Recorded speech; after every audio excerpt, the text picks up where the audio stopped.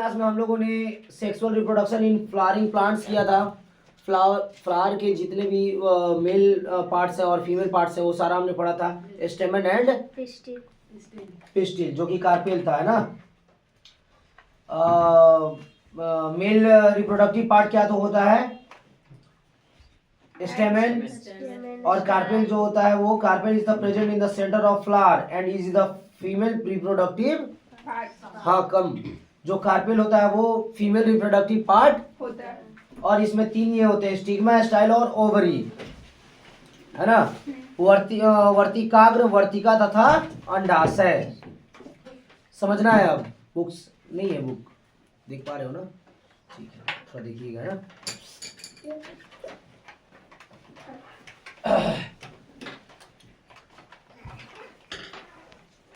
Human beings, reproduction in human beings आज complete करेंगे। So far we have been discussing the variety of modes that different species use for reproduction. अब तक हम विभिन्न species में जनन की विभिन्न प्रणालियों की चर्चा करते रहे हैं। Let us now look at the species that we are most interested in, namely humans. अब हम उस स्पीसीज के विषय में जाने जिससे हमारी सर्वाधिक रुचि है, और वह है कौन? ह्यूमन बीइंग, मनुष्य। कौन है? मनुष्य। तो उसके बारे में जानना जरूरी है। अभी हम लोग कब से फ्लावर, प्लांट्स वगैरह जिसका जिसका था सबके बारे में पढ़ रहे थे, यूनिसेलुलर ऑर्गेनिज्म, इन सभी के बारे में पढ़ रहे थे। अब जिसका सबसे ज्यादा जरूरी, जिसके बारे में जानना है उसके बारे में जानेंगे। तो वो कौन है? हम और आप, human. Humans use a sexual mode of reproduction. मानव में लैंगिक जनन होता, ह्यूमंस में सेक्सुअल मूड ऑफ रिप्रोडक्शन होता है। How does this process work? यह काम कैसे करता है, यह प्रोग्राम किस प्रकार कार्य करता है? चलिए समझेंगे। Let us begin at an apparently unrelated point. All of us know that our body change as we become older. Our height increases from class 2 to class 10th, and so does our weight, sometimes too much. We acquire teeth, we even lose the old so-called milk teeth and acquire new ones. All of these are changes that can be grouped under the general process of growth, in which the body becomes larger. But in early teenage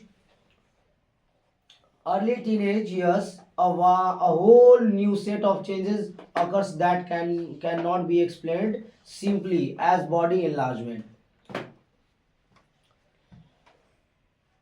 अब स्थूल रूप से एक असंबद्ध बिंदु से प्रारंभ करते हैं। हम सभी जानते हैं कि आयु के साथ साथ हमारे शरीर में कुछ परिवर्तन आते हैं। आपने पहले भी कक्षा 8 में शरीर में होने वाले बदलावों के बारे में सीखा है, जो चेंजेस आते थे हार्मोन्स वगैरह की, हार्मोन से रिलेटेड। आपने पहले भी कक्षा, हमारी लंबाई, भार एक्सेट्रा जो बढ़ जाता है, हमारे दांत जो गिर जाते हैं, जो दूध के दांत कहलाते हैं, तथा नए दांत निकल आते हैं। जो दूध के दांत कब तक रहते हैं? कब तक दूध के दांत कब से कब तक रहते हैं? कितने सालों तक? 6 से 8 सालों तक रहते हैं। उसके बाद जो दांत गिर करके आ जाते हैं वो हमारे कौन से दांत हो जाते हैं? परमानेंट टीथ हो जाते हैं। कक्षा 1 से 10 तक पहुंचते पहुंचते हमारी लंबाई तथा भार बढ़ जाता है, हमारे दांत गिर जाते हैं जो दूध के दांत कहलाते हैं, तथा नए दांत निकल आते हैं। इन सभी परिवर्तनों को एक समान प्रक्रम वृद्धि में समूहबद्ध कर सकते हैं, जिसमें शारीरिक वृद्धि होती है। परंतु किशोरावस्था के प्रारंभिक वर्षों में कुछ ऐसे परिवर्तन होते हैं जिन्हें मात्र शारीरिक वृद्धि नहीं कहा जा सकता, जबकि शारीरिक सौष्ठव ही बदल जाता है। Instead, the appearance of the body changes, proportion change, new features appear, and so do new sensation. शारीरिक अनुपात बदलता है, नए लक्षण आते हैं, तथा संवेदना में भी परिवर्तन आते हैं। Some of these changes are common to both boys and girls. We begin to notice thick hair growing in new parts of the body such as armpits and the genital area between the thighs, which can also become darker in color. इनमें से कुछ परिवर्तन तो लड़के और लड़कियों में एक समान होते हैं। जैसा हम देखते हैं कि शरीर के कुछ नए भागों जैसे कि कांख एवं जांघों के मध्य जननांगी क्षेत्र में बाल गुच्छ निकल आते हैं तथा उनका रंग भी गहरा हो जाता है। Thinner hair can also appear on legs and arms as well as on the face. The skin frequently becomes oily and we might begin to develop pimples. We begin to be conscious and aware of both our own bodies and those of other in new ways. पैर, हाथ एवं चेहरे पर भी महीन रोम आ जाते हैं, मतलब पतले पतले छोटे छोटे बाल आ जाते हैं ना। लड़कों में भी हल्के हल्के वो रोमा वाला दिखने लग जाते हैं, बहुतों में आ जाता है ना। तो ये सारे चेंजेस दिखते हैं। त्वचा अक्सर तेली हो जाती है ना, ऑयली फेस नहीं होता है कुछ ज़्यादा, और उस ऑयली फेस की वजह से देखते होंगे बहुत मुँह से भी निकल आते हैं पिंपल्स, है ना। हम अपने और दूसरों के प्रति अधिक सजग हो जाते हैं और क्या सही है क्या गलत है और एक दूसरे के ये को हम लोग समझने लग जाते हैं, सही गलत ऊपर नीचे सब चीज। पढ़ने हैं, क्या कर रहे हो आप? चलो आप उसे नीचे रखो, शॉर्पनर नीचे रख दो आप ऊपर, हाँ वो नीचे रख दो आप, हाँ नीचे रखो आप, हाँ चलो आप बनाना स्टार्ट करो। चलिए, on the other hand there are also changes taking place that are different between boys and girls. In girls, breast size begins to increase with darkening of the skin of the nipples at the tips of the breasts. Also, girls begin to menstruate at around this time. Boys begin to have new thick hair growth on the face and their voices begin to crack. Further, the penis occasionally begins to become enlarged and erect either in daydreams or at night. दूसरी ओर कुछ ऐसे भी परिवर्तन है जो लड़कों और लड़कियों में भिन्न होते हैं। लड़कियों में स्तन के आकार में वृद्धि होने लगती है तथा स्तनांग की त्वचा का रंग भी गहरा होने लगता है। इस समय लड़कियों में रजोधर पीरियड का समय शुरू हो जाता है, होने लगता है। लड़कों के चेहरे पर दाढ़ी मूछ निकल आती है तथा उनकी आवाज जो होती है वो फटने लग जाती है, जिसका नहीं तो क्रैकिंग टाइप। साथ ही दिवा स्वप्न, जिसको हम लोग बोलते हैं ना, वो जो रात्रि स्वप्न जो आता है, स्वप्न दोष जो लिखा रहता है आप लोग देखेंगे, है ना। तो वो स्वप्न दोष अथवा रात्रि में शीशन भी अक्सर विवर्धन के कारण ऊर्ध्व हो जाता है। ठीक है, पेनिस को हिंदी में शिश्न बोलते हैं, याद रहे। All of these changes take place slowly over a period of months and years. They do not happen all at the same time in one person, nor do they happen at one and exact age. ये सभी परिवर्तन महीनों और वर्षों की अवधि में मंद गति से होते हैं। ये सब तुरंत देखने को नहीं मिलता है, धीरे धीरे देखने को मिलता है। 8 से 9 में जाइएगा तो धीरे धीरे पता चलेगा अच्छा ये हुआ, मतलब आपको 1 साल का अंतराल, मतलब 1 साल के अंतराल में कुछ चीजें मतलब दिखते रहेंगे ना। जैसे आप देखोगे कि मैंने 6 में किसी बच्चे को कितना छोटा देखा था, 8 में कितना बड़ा हो गया है ना। तो 2 सालों में वो तुरंत दिख जाता है। जैसे अब छोटा सा बच्चा, वो धीरे धीरे धीरे साफ साफ आपको दिखेगा कि वो कैसे बड़ा होता जा रहा है।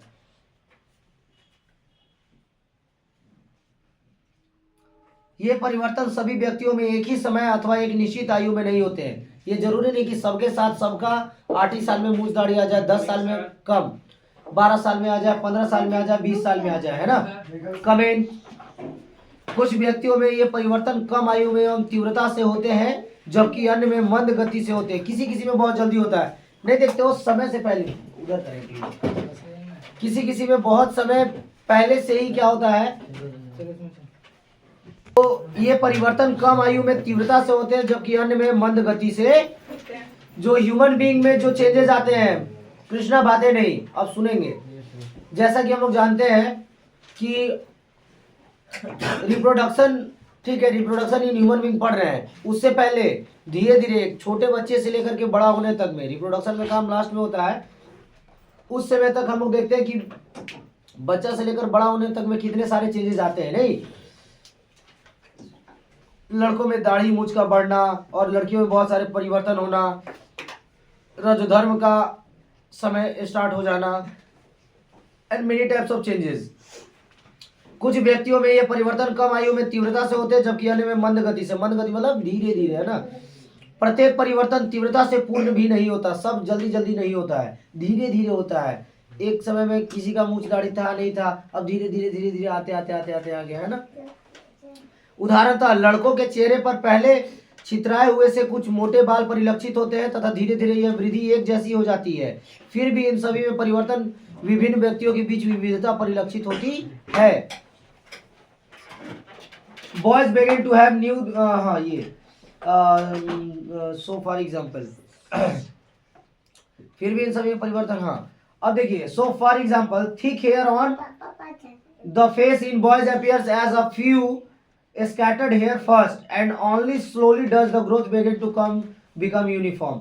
Even so, all these changes show difference between people. Just as we have differently shaped noses or fingers, so also we have different patterns of hair growth or size and shape of breast or penis. All of these changes are aspects of the sexual maturation of the body.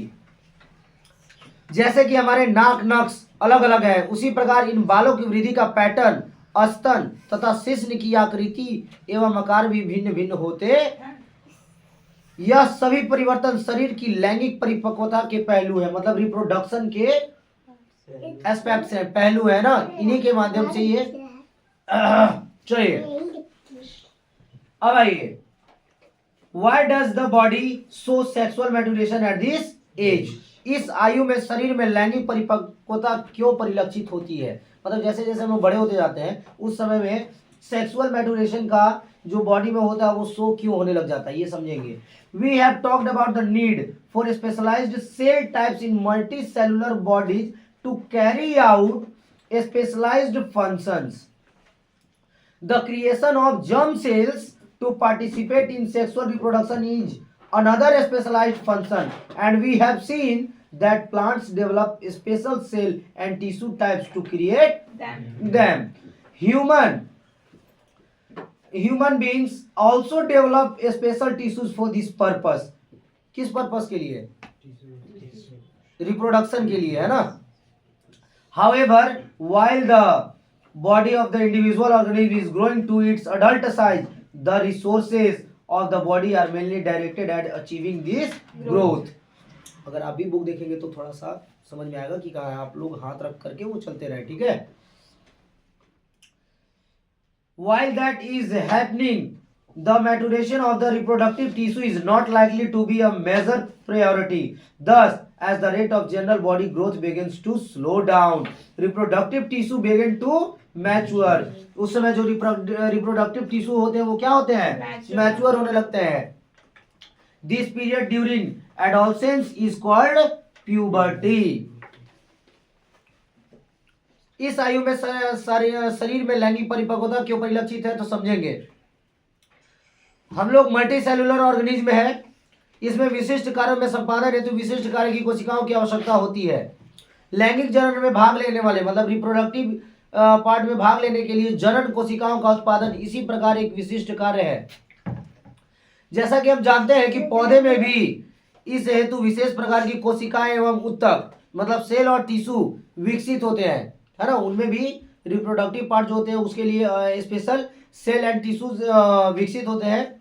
उसी प्रकार प्राणियों में, जैसे कि मानव भी इस कार्य हेतु विशिष्ट टिश्यू इंक्रीज करता है। यद्यपि किसी व्यक्ति के शरीर में युवावस्था के आकार हेतु वृद्धि होती है, परंतु शरीर के संसाधन मुख्यतः इस वृद्धि की प्राप्ति की ओर लगे रहते हैं। भली ग्रोथ हो रहा होता है, आप बढ़ रहे होते, बड़े हो रहे हो, मोटे हो रहे हो, जो भी हो रहा हो, लेकिन उसके साथ साथ जो रिप्रोडक्टिव पार्ट है वो भी ग्रोथ हो रहे होते हैं, उनका होना मस्ट है। इस प्रक्रम के चलते जनन उत्तक की परिपक्वता मुख्य प्राथमिकता नहीं होती, अतः शरीर जैसे जैसे शरीर की सामान्य वृद्धि दर धीमी होनी शुरू होती है, जनन उत्तक परिपक्वता होना आरंभ होते हैं। मतलब वो थोड़ा सा कम होता है। जैसे कि आप लोग सुने होंगे कि 13 to 15 के एज में बच्चे बहुत जल्दी ग्रोथ करते हैं। देखे होगे कि अरे मैंने 6 में देखा था इतना, 8 में हो गया इतना, ये कैसे? नहीं, तो उस समय का जो समय काल होता है ना वो बहुत जल्दी बढ़ने का होता है, और उसके बाद का जो समय आ जाता है ना वो रिप्रोडक्टिव पार्ट बनने लग जाता है, तो ये धीमा हो जाता है और ये जल्दी जल्दी शुरू हो जाता है ना रिप्रोडक्टिव पार्ट बनना। जनन ऊतक रिप्रोडक्टिव टिश्यू जो होते हैं परिपक्व होना प्रारंभ करते हैं। किशोरावस्था की इस अवधि को यौनारंभ कहते हैं, प्यूबर्टी कहते हैं। किशोरावस्था मतलब छोटे से जो बड़ा होने लगते हैं, और ये जो समय स्टार्ट हो जाता है मतलब अब रिप्रोडक्टिव पार्ट के सिस्टम जो होते हैं वो बनने लग जाते हैं, जो टिश्यूज हैं वो तेज हो जाते हैं, बनने की प्रक्रिया उनकी तेज हो जाती है। तो इस प्रक्रिया को हम लोग क्या बोलते हैं? प्यूबर्टी, यौनारंभ, है ना। प्यूबर्टी, यौनारंभ मतलब नहीं बोलते कि अभी हम बड़े हो रहे हैं, अभी वो बड़ा हो रहा है, प्यूबर्टी में यौनारंभ हो रहा है। अब आइए, so how do all the changes that we have talked about linked to the reproductive process? We must remember that the sexual mode of reproduction means that the germ cells from two individuals have to join together. This can happen by the external release of germ cells from the bodies of individuals, as happen in flowering plants, or it can happen by two individuals joining their bodies together for internal transfer of germ cells for fusion, as happen in many animals. अतः वे सभी परिवर्तन जिनकी हमने चर्चा की जनन प्रक्रम से किस प्रकार संबंध है, हमें याद रखना चाहिए कि लैंगिक जनन रिप्रोडक्टिव सिस्टम प्रणाली का अर्थ है कि दो अलग अलग व्यक्तियों की जनन कोशिकाओं का परस्पर संलयन, मतलब दो अलग अलग जो कैंडिडेट होते हैं, इंडिविजुअल्स होते हैं, उनका मिलन, जॉइन, है ना, join together. The sexual mode of reproduction, the sexual mode of reproduction means what? Means that germ cells from two individuals have to join together. जब दो व्यक्ति आपस में जुड़ते हैं तब उनके जर्म सेल आपस में जब जुड़ते हैं, उस मोड को हम लोग कौन सा मोड पढ़ते हैं? Sexual mode of reproduction. This can happen by the external release of the germ cell from the bodies of individuals, as happen in flowering plants, जैसा कि हमने पौधों में देखा था, हाँ, पुष्पी पौधों में देखा था। यह जनन कोशिकाओं के बाहरी मोचन द्वारा हो सकता है, जैसे कि पुष्पी पौधों में होता है। मतलब बाहरी मोचन द्वारा होता है, मतलब क्या कि जो हमारे बाहर के भी जनन अंग है उन्हीं के माध्यम से होता है, अथवा दो जीवों के परस्पर संबंध द्वारा जनन कोशिकाओं के आंतरिक स्थानांतरण द्वारा भी हो सकता है, मतलब जो अंदर का जो पार्ट है उससे भी होता है, जैसे कि अनेक प्राणियों में होता है। यदि जंतुओं को संगम के इस प्रक्रम में भाग लेना हो तो यह आवश्यक है कि दूसरे जीव उनकी लैंगिक परिपक्वता की पहचान कर सके। यौनारंभ की अवधि में अनेक परिवर्तन, जैसे कि बालों का नवीन पैटर्न, इस बात का संकेत है कि लैंगिक परिपक्वता आ रही है। और it can happen by two individuals joining their bodies together for internal transfer of germ cells for fusion, as happen in many animals, जैसा कि हमने बहुत अलग अलग प्राणियों में देखा है। If animals are to participate in this process of mating, है ना, मिलने की प्रक्रिया में पार्टिसिपेट लेते हैं, their state of sexual maturity must be identifiable,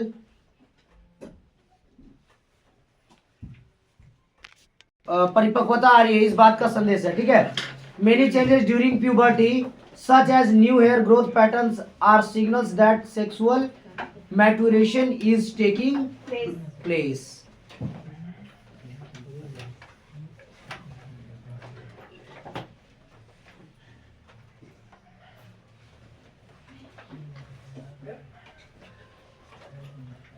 On the other hand, हंस लीजिए, कोई बात नहीं, लगता मुझे दिख ही नहीं रहा, कीजिए टाइम पास, कोई बात नहीं। एक एक लाइन समझा रहा हूँ फिर भी नहीं समझ में आ रही है। एक बार अगर मैं किसी चीज़ को समय दे करके ख़त्म कर लूँ तो दोबारा मुझे ख़त्म करने की आवश्यकता नहीं पड़ेगी। तो सर अगर एक एक लाइन समझा रहे हैं तो उसको समझ लेने में फ़ायदा है ना, ताकि मैं कभी भी पढ़ूँ तो हो पाए। On the other hand, the actual transfer of germ sales between two people needs a special organs for the sexual act, such as the penis when it is capable of becoming erect in mammals such as humans. The body is carried in the mother's body for a long period and will be breastfed later. The female reproductive organs and breast will need to mature to accommodate these possibilities. दूसरी ओर दो व्यक्तियों के बीच जनन कोशिकाओं के वास्तविक स्थानांतरण हेतु एक विशिष्ट अंग या संरचना की आवश्यकता होती है। उदाहरण के लिए पेनिस के ऊर्ध्व होने की क्षमता और स्तनधारियों जैसे कि मानव में शिशु मां के शरीर में लंबी अवधि तक गर्भस्थ में रहता है तथा जन्मोपरांत, जन्म के उपरांत, जन्म के बाद स्तनपान करता है, मतलब दूध पीता है। हम जो जन्म लेते हैं, कोई बच्चा जब जन्म लेता है तो जो फिर जन्म लेने के बाद जब हम अपनी माँ का दूध पीते हैं, बात समझेंगे, स्तनपान करता है। इन सभी स्थितियों के लिए मादा के जननांगों एवं स्तन का परिपक्व होना आवश्यक है। तो बच्चे को जन्म देने के लिए फीमेल के जननांग जो होते हैं और मेल के जननांग जो होते हैं वो इम्प्रूव होने चाहिए और माता का जो स्तन होता है उसमें परिपक्वता होनी चाहिए। देखते होगे यू कीप क्वाइट। अब let us look at the system involve in the process of sexual reproduction. आइए जनन तंत्र के विषय में जानेंगे। अब जनन रिप्रोडक्टिव सिस्टम के लिए क्या क्या जरूरी है और क्या नहीं जरूरी और कौन क्या होते हैं। जैसे अभी हमने पढ़ा मेल रिप्रोडक्टिव सिस्टम और फीमेल रिप्रोडक्टिव सिस्टम। तो मेल रिप्रोडक्टिव सिस्टम में किसका क्या महत्व है और फीमेल रिप्रोडक्टिव सिस्टम में किसका क्या महत्व है, इसको बहुत अच्छे तरीके से समझेंगे। ये पूरा पोर्शन है ना, ये male reproductive system, female reproductive system, इसको बहुत अच्छे तरीके से समझेंगे। दिख रहा है साफ साफ क्लियर? ये पूरा पोर्शन समझेंगे विदाउट एनी हेजिटेशन।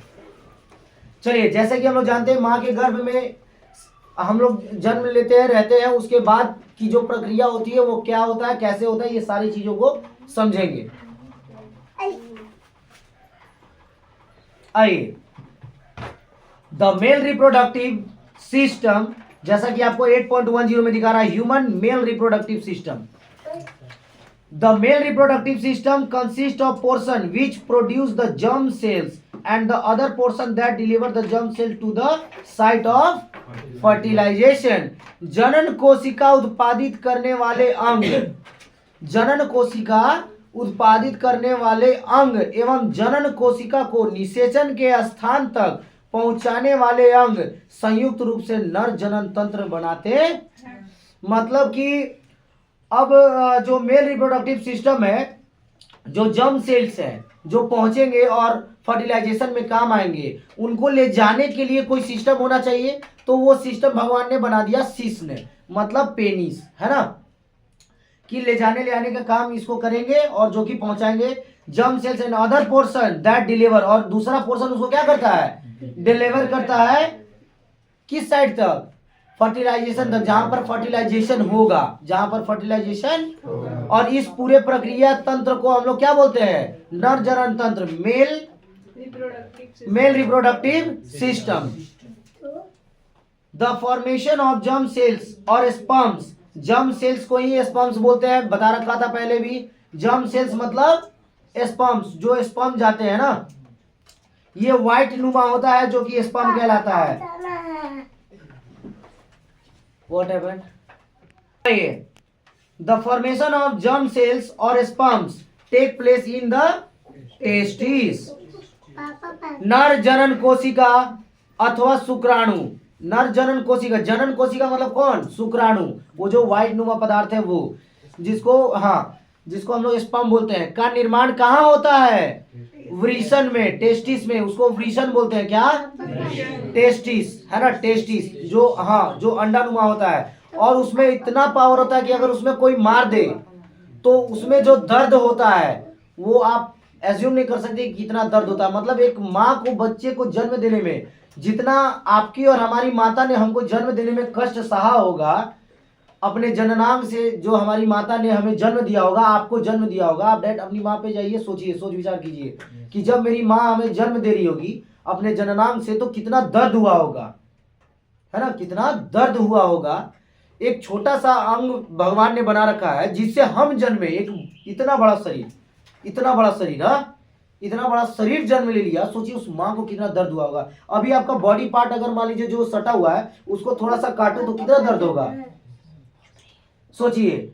और हमारी माँ का जो जननांग था वो जब छोटा सा से उसमें से जब हम बाहर आ रहे होंगे तो सोचिए कितना दर्द हुआ होगा कि हमारी माँ ने कितना दर्द सहा होगा। तो उस दर्द का एहसास करना चाहिए, इसलिए माँ का वैल्यू होता है ना, कि माँ के वैल्यू को समझे कि माँ कितना दर्द सह करके हम लोगों को पैदा की है। बस इसीलिए किसी भी बहन बेटी को तंग नहीं करना चाहिए, किसी भी प्रकार का कोई गलत काम नहीं करना चाहिए जिससे किसी को भी परेशानी हो। चलिए, तो the formation of germ cells और sperms take place in the testis. जो जनन कोशिका है, जो नर का जनन कोशिका होता है मतलब स्पर्म, वो कहाँ स्टोर होता है, कहाँ बनता है? हाँ, टेस्टिस में। ठीक है, कुछ भी नहीं, कहीं बना देना है। टेस्टिस में कहाँ निर्माण होता है? हाँ, वृषण में। उस गोल वाले को बोलते हैं वो वृषण। और उसमें एक माँ को जितना दर्द होता है बच्चे को जन्म देने में, समझिए उससे कितना गुना दर्द होता है एक मेल कैंडिडेट को मार देने में। वहां पर अगर किसी भी कोई भी लड़का अगर आपको तंग कर रहा है, छेड़खानी कर रहा है, सबसे पहला शिकार वही कीजिए। अब तू देख, उसके बाद जो लेकर बैठ जाएगा उसके बाद या तो वो खत्म ही कहानी हो जाएगा, या तो बस मतलब इतना ज्यादा दर्द होता है वहां कि मतलब आप एज्यूम नहीं कर सकते कितना पेन होता है। Normal as you have you seen ever कि नॉर्मल कभी अगर लग जाता है तो कितना ज्यादा पेन होता है, तो सोच के देखिए कि जब कोई मार दे एकदम विद फुल्ली फोर्सली, तो सोच के देखिए क्या होगा। बहुत ही वो मतलब नाजुक, जो बोलते हैं ना कि अंग है, वो बहुत नाजुक अंग है वो, ऐसा। These are located outside the abdominal cavity in scrotum because ये कहाँ लोकेट होता है? Outside the abdominal, outside the abdominal cavity in scrotum. कहाँ? इन स्क्रोटम, स्क्रोटम में। Because sperm formation requires a lower temperature than the normal body temperature. Hello जी, ठीक है। तो यह उदर गुहा के बाहर वृषण कोश में स्थित होता है। इसका कारण यह है कि शुक्राणु, शुक्राणु मतलब स्पर्म्स, स्पर्म्स जो होते हैं, स्पर्म्स उत्पादन के लिए आवश्यक जितना शरीर को टेम्परेचर देना होता है उतना शरीर के ताप से कम होता है। मतलब यहाँ जो स्पर्म जो बनता है वो शरीर के टेम्परेचर से यहाँ पर क्या होता है?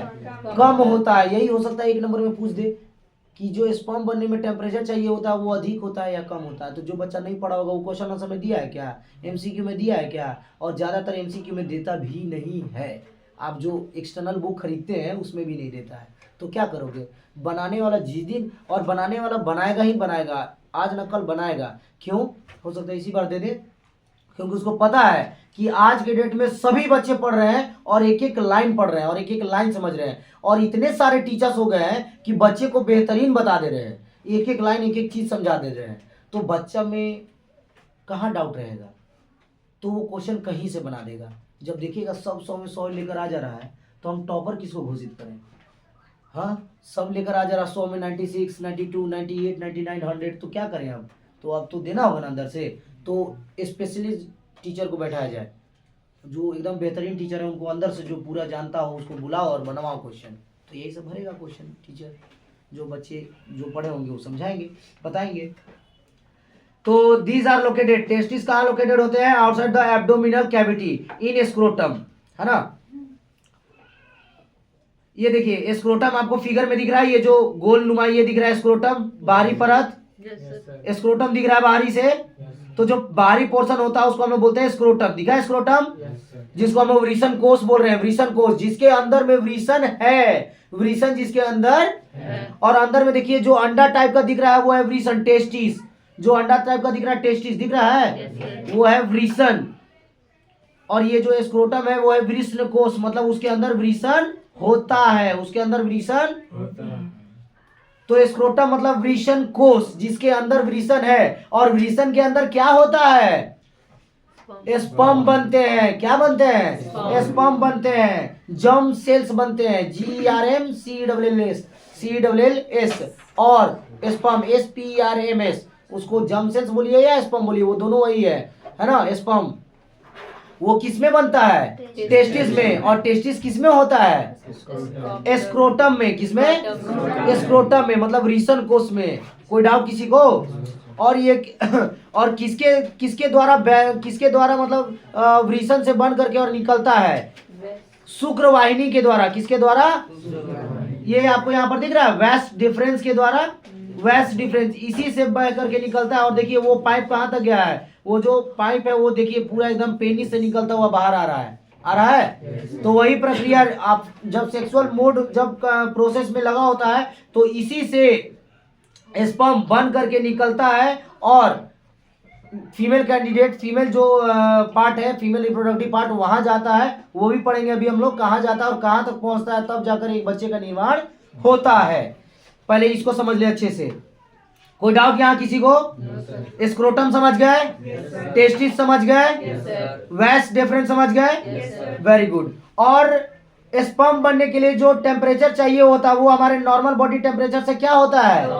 नॉर्मल होता है, कम होता है। बहुत सुंदर। Because sperm formation requires a lower temperature, sperm बनने के लिए कम तापमान की आवश्यकता होती है, और जो कि हमारे नॉर्मल बॉडी टेम्परेचर से वहां कम मिलती है, इसलिए वहां बनता है। We have discuss the role the testis in the secretion of the hormone.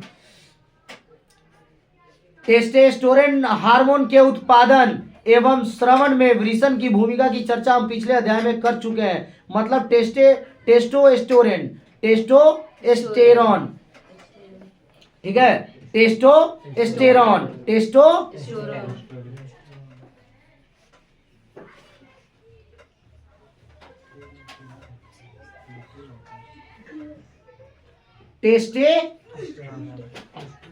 हाँ, TSTO क्या हो गया? Testo, TSTO, Testo, STRONE, एस्टेरॉन।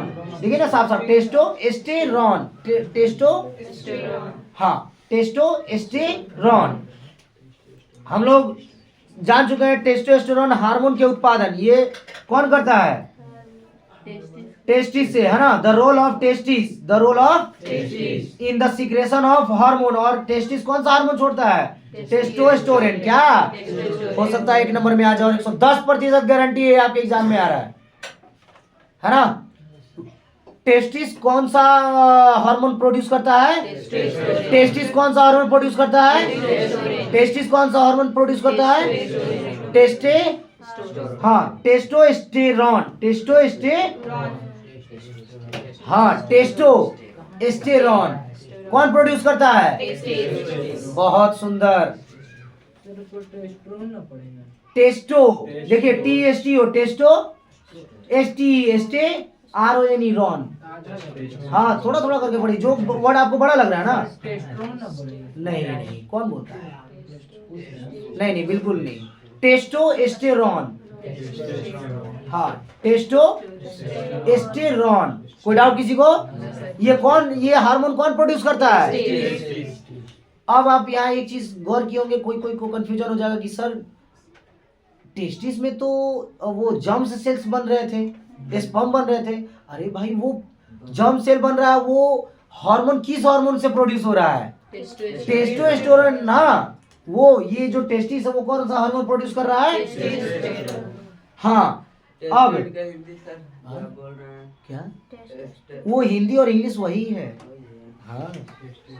In the previous chapter, in addition to regulating the formation of sperms, testosterone brings about changes in appearance seen in boys at the time of puberty. कहाँ देख रहे हो? शुक्राणु जो होते हैं, स्पर्म्स, उत्पादन के नियंत्रण के अतिरिक्त, मतलब शुक्राणु का उत्पादन नियंत्रण के अतिरिक्त टेस्टोस्टेरोन लड़कों में यौनावस्था के लक्षणों का भी नियंत्रण करता है। चलिए, मतलब लड़कों में जो चेंजेस आते हैं उसका भी बहुत बड़ा रोल किसका रहता है? टेस्टोस्टेरोन का। टेस्टोस्टेरोन, इसको हड़बड़ा कर नहीं बोलना सर, टेस्टोस्टेरोन, थोड़ा सा मतलब 0.5 सेकंड से लेंगे तो क्या दिक्कत है? टेस्टोस्टेरोन। चलिए बोलिए सागर। क्या बात है नीतीश? नेक्स्ट,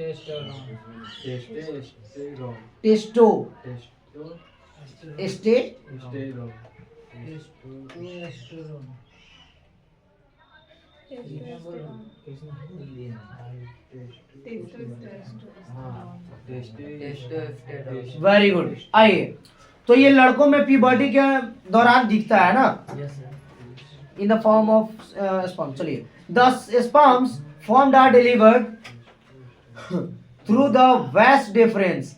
और स्पर्म किसके द्वारा डिलीवर किया जाता है? तो अभी हम लोगों ने देखा था शुक्रवाहिनी, वेस्ट डिफरेंस। कौन किसके से?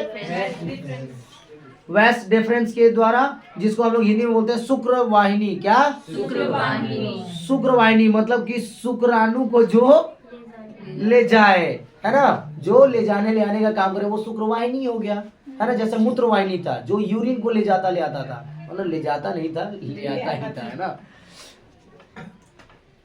The sperms formed are delivered through the vas deferens, which unites with a tube coming from the urinary bladder. उत्पादित शुक्राणुओं का मोचन शुक्रवाहिकाओं द्वारा होता है। मतलब उसको कौन पास करता है? शुक्रवाहिकाएं। कौन ले जाता ले आता है? मोचन करना, आना, बनाना, ले जाना। ये शुक्रवाहिकाएं मूत्राशय से आने वाली नली से जुड़कर एक संयुक्त नली बनाती है। कोई डाउट किसी को?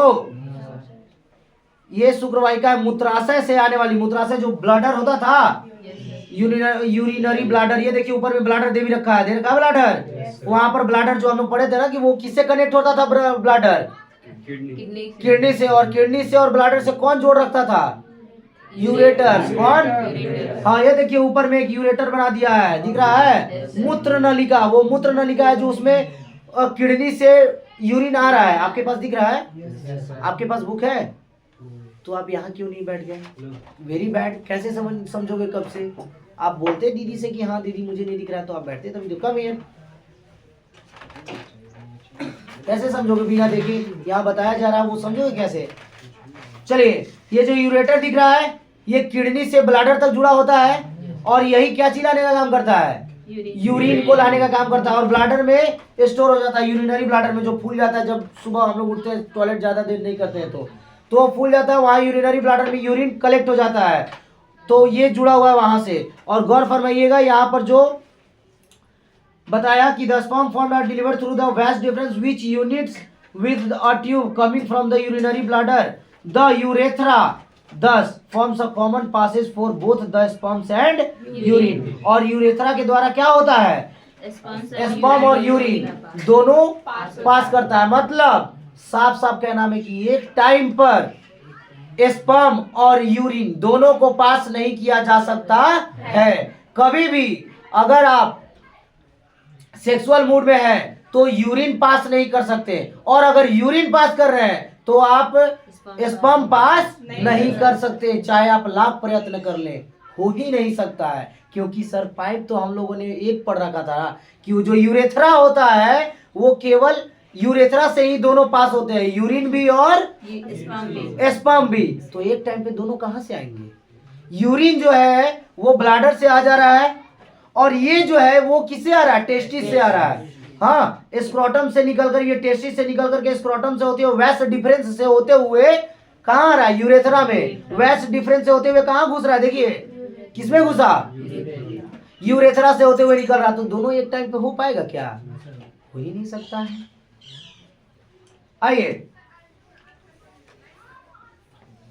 The urethra thus forms a common passage for both the sperm and urine। दोनों को ले जाने ले आने का काम करता है। Along the path of the vas deferens glands like the prostate and the seminal vesicles and their secretion, so that the sperms are now in a fluid which makes their transport easier, and this fluid also provides nutrition।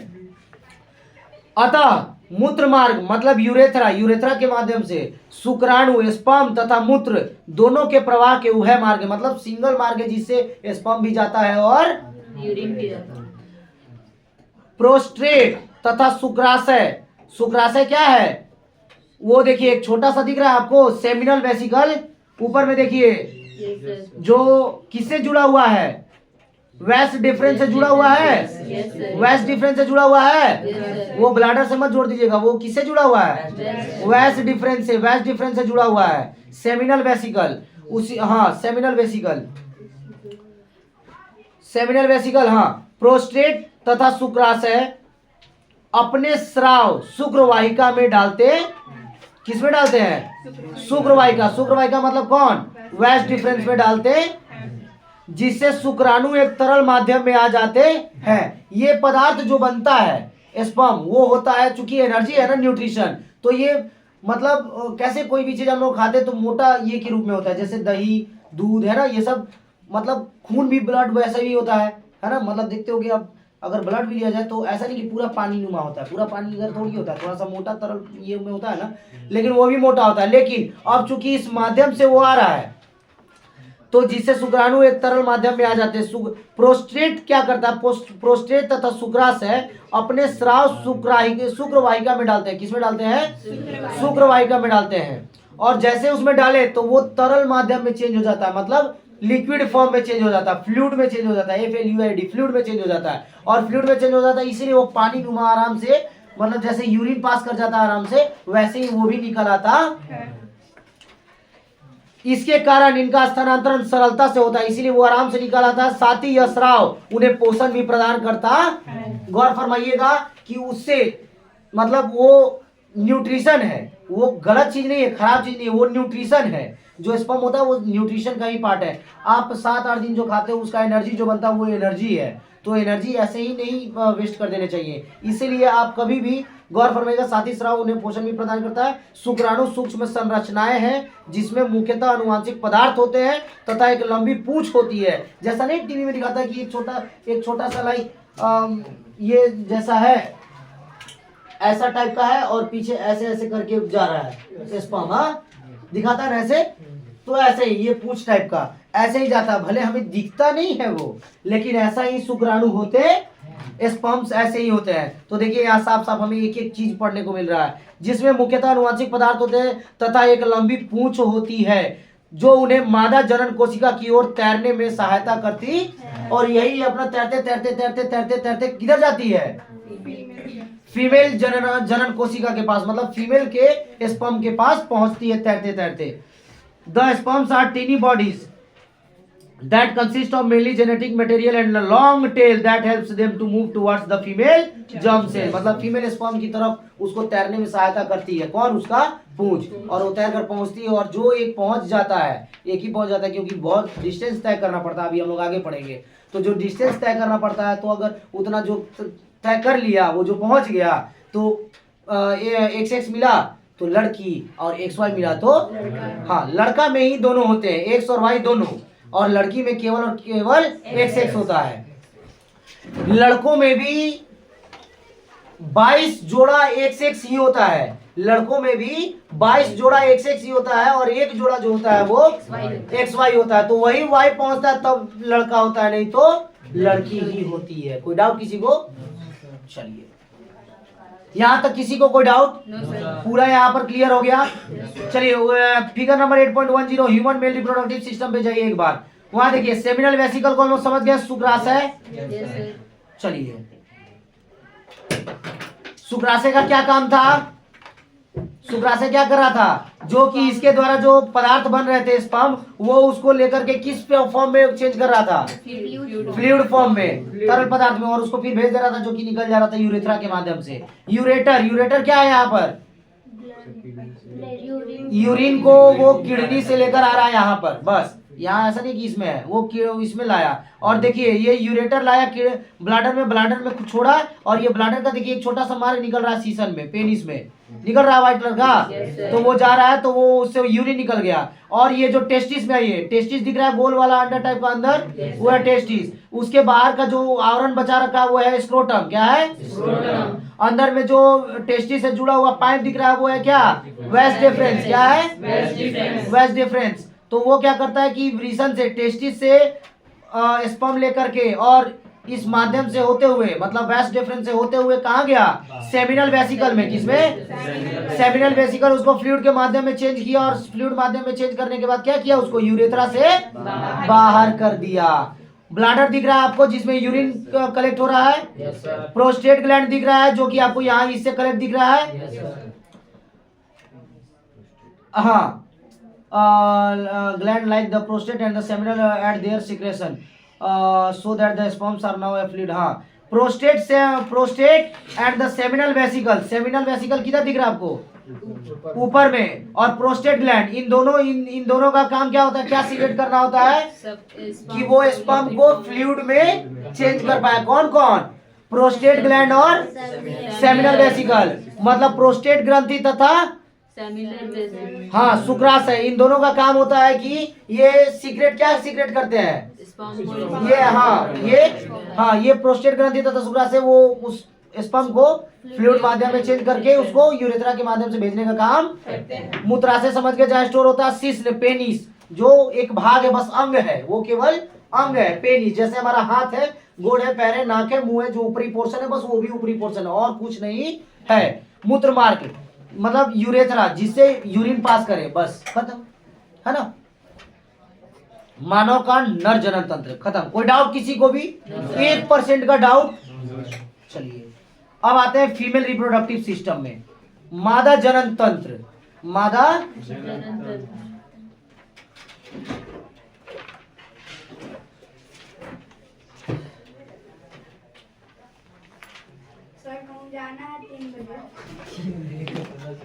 तक